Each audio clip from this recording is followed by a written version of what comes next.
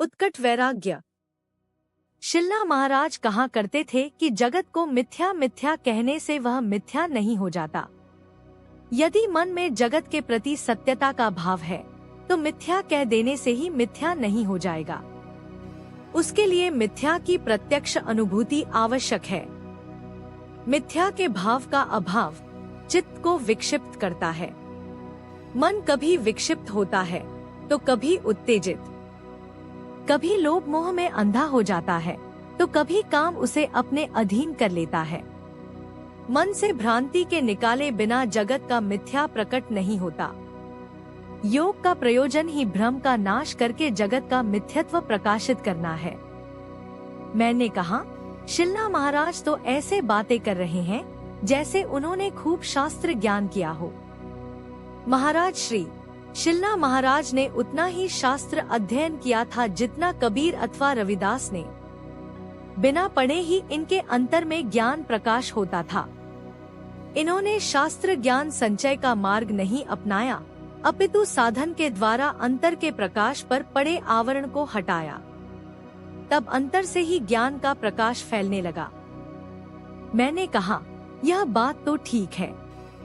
महात्मा लोग जगत के मिथ्यत्व का प्रचार करते हैं, लंबी चौड़ी हाँकते हैं, किंतु आश्रमों के स्वामित्व को लेकर मुकदमेबाजी करते हैं।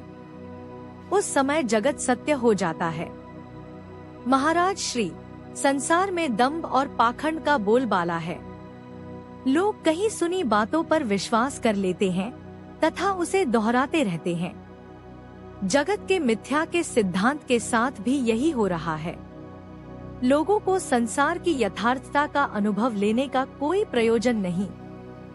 यदि मिथ्या अवसिद्ध करेंगे तो भी बातों से, तर्क से, युक्ति से, क्रियात्मक रूप में नहीं। शिलना महाराज अनेक उपदेशामृत देते थे। यही सुख का कारण हो जाता है। मन की स्थिरता को यदि पकड़े रहोगे तो एक दिन अंतर में प्रकाश हो जाएगा। महाराज श्री, सारा मन का ही खेल है। यही बंधन का कारण है, यही मोक्ष का। मन ही हंसाता है, मन ही रुलाता है। मन से ही संतुष्टि है और मन ही असंतुष्ट है। मन जितना फैलता है, जगत का विस्तार होता जाता है, उतना ही दुख भी अधिक उपजता है। मन के स्थिर होने पर मन सिकुड़ने लगता है तथा जगत भी सिमट जाता है, उतना ही दुख कम होता जाता है।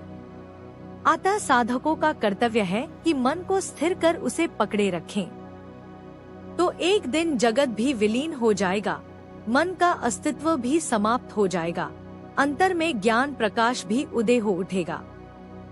मैंने पूछा, किंतु शिलना महाराज ने तो यह नहीं बताया कि मन को कैसे समेटना है, केवल सिद्धांत की बात कही है। महाराज श्री, उसका मार्ग भी वह कई बार बताते थे। केवल सिद्धांत की बातें करने से क्या लाभ। एक बार उन्होंने कहा था कि योग का मार्ग सबके लिए खुला है। गुरु वचनों के अनुसार मन को डांट कर मिटाना हटाना है। जब तक यह कष्ट नहीं करोगे, आत्म आनंद कैसे प्राप्त होगा। मन को वश में करने के कई उपाय हैं, समझा के, मना के, पुचकार के, डांट के, दबा के, भगवान के सामने गिड़गिड़ा के। शिलना महाराज योगी थे। मन के उपद्रव का डटकर सामना करने में विश्वास करते थे। अतः वह बार बार मन को डांटने की ही बात करते थे। गुरु वचनों का उल्लेख करके उन्होंने शक्तिपात का संकेत दिया है।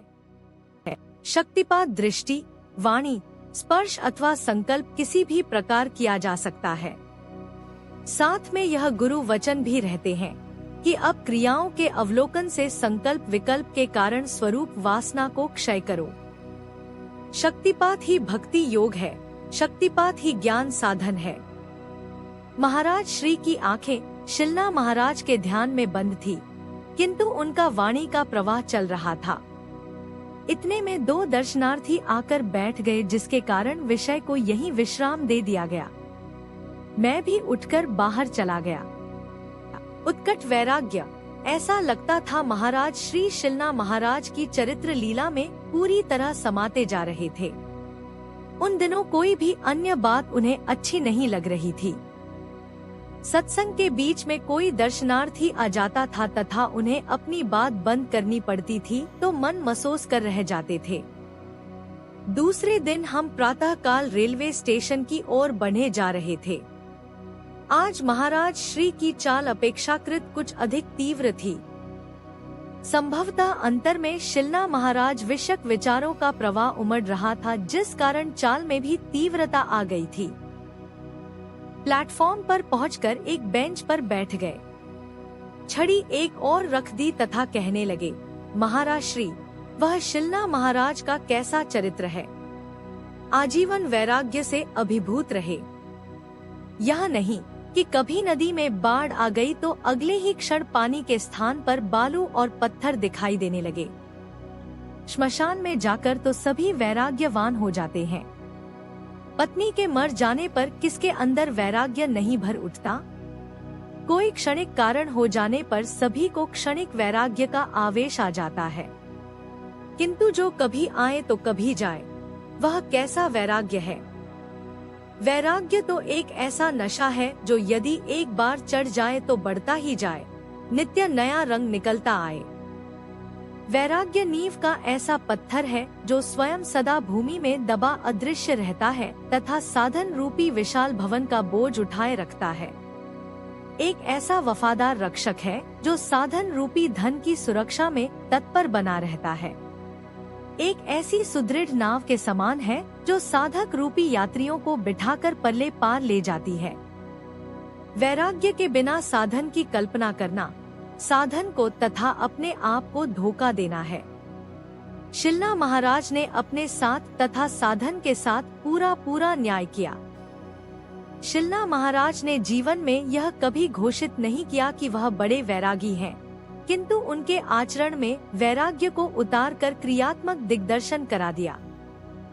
यदि योग मार्ग के यम नियम के 10 अंगों को एक पंक्ति में व्यक्त करना है तो वह है वैराग्य। क्रियात्मक वैराग्य, अनुभव गम्य वैराग्य। साधक बातें नहीं बनाता अपितु अंतर की ओर देखकर वैराग्य को धारण करने का यत्न करता है। मन में विषयों के प्रति थोड़ा सा आकर्षण भी साधक को विचलित कर देता है। बातें बनाने का उसके पास ना समय है ना वृत्ति। व्यर्थ की बकवास करने वाले को कैसा वैराग्य। मैंने कहा, गुरुजी, एक प्रश्न मन में कई बार उठ खड़ा होता है। शिलना महाराज ने अपने आश्रम के लिए अपना कोई उत्तराधिकारी क्यों नहीं बनाया। महाराज श्री, उत्तराधिकारी बनाने की परंपरा प्राचीन काल से चली आ रही है। आश्रम का कार्य सुचारू रूप से चलता रहे, इसके लिए उपयुक्त व्यक्ति को यह कार्य भार सौंप दिया जाता है।